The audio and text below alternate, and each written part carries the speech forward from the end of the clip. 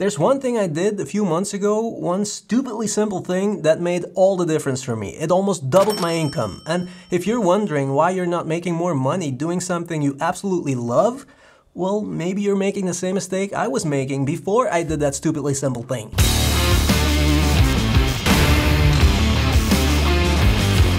And this is real advice, guys. No viral YouTube hype shit. None of that, this is how you become a millionaire by 23 type stuff. I'm also not gonna show you my millionaire's morning routine. Trust me, you do not want to see my morning routine. And I'm also not a millionaire, you know?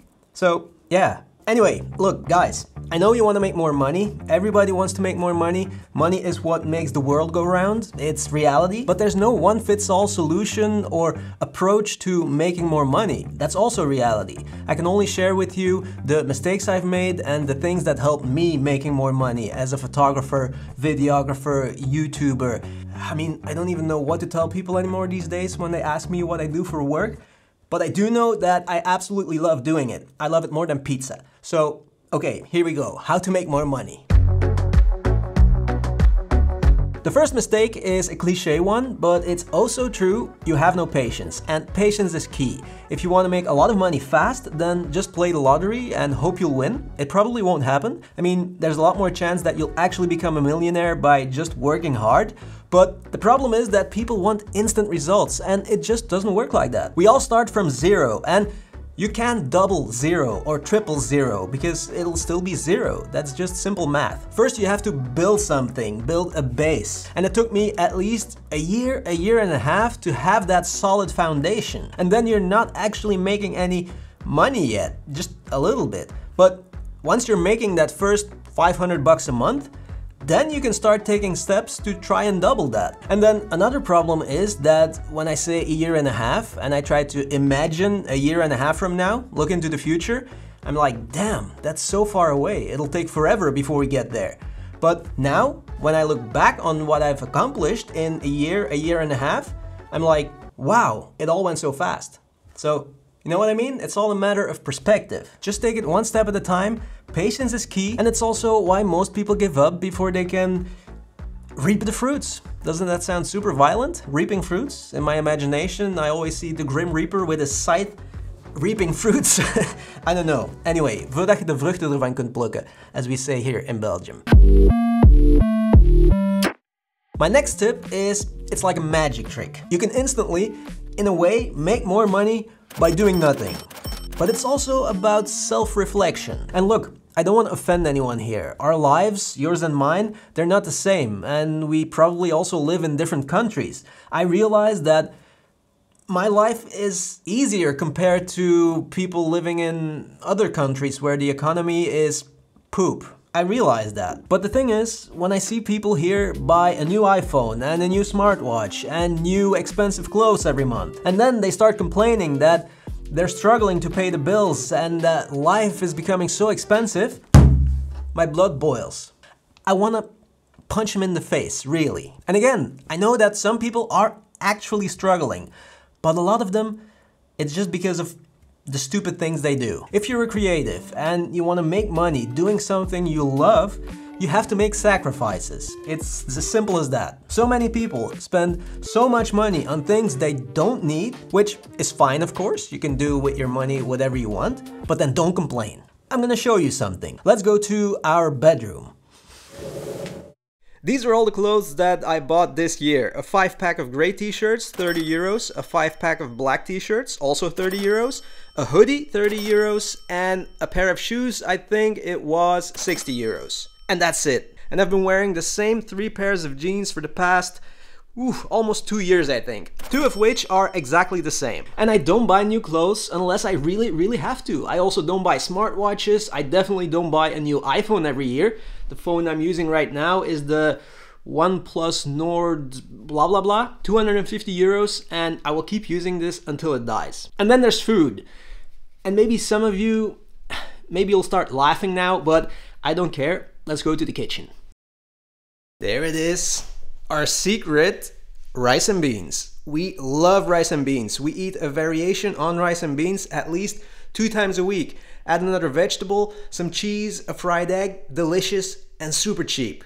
1.5 euros per meal per person, and we have a bunch of these super simple, delicious, healthy recipes that we can make for 1.5 euros per person per meal. And I'm not saying that you should stop enjoying life, of course not. I also enjoy a fat steak and a beer once in a while, but overconsumption, that's the nasty disease of the last decade. Another example, in the supermarket here, they have a shelf that they fill with products that are about to expire and they can't sell it anymore by law. But all those products are perfectly edible for another 2-3 weeks. And we stock up on those products because they all get this, let me show you. See, they all get this yellow sticker and they're all 30-40% off. I mean, if you can replace half of what you eat with products that are 30-40% off, do you know how much you can save? And everything we save on simple, small things like this, it's not really generating more income, but it does mean more money left each month. And it's money that you can then invest in your business, you can save it, you can invest it in stocks, real estate, whatever, and that will generate more income. And by not buying the things that we don't need and saving a little bit here and there, all those things add up. I've been calculating it, and in the past year, Joanna and me, we both have a normal average income right now. Nothing crazy, just average. But we've been able to save more than half our income every month, each of us. More than half. And our spending does include some occasional fun stuff, like buying beer. We also don't have a car, by the way. That also helps a lot. So if you can do without a car, just get rid of that thing. But anyway, so if you're a creative, that's all I want to say. If you're a creative and you're struggling to pay the bills and you're struggling in general, just be honest with yourself for a minute.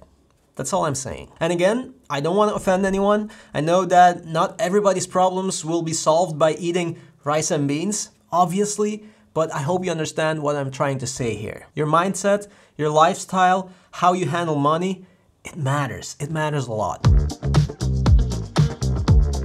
Okay, and then the one mistake that will 100% destroy your business as a creative, it's what my teachers warned me about when I was in photography college, but I still did it, and it's what I tell other people not to do, but I still did it myself: underselling your work. Look, if you're like me, then the problem is that we love what we do and it doesn't feel like work, and therefore we feel like we shouldn't ask too much money for our work. But in reality, we're not asking too much money.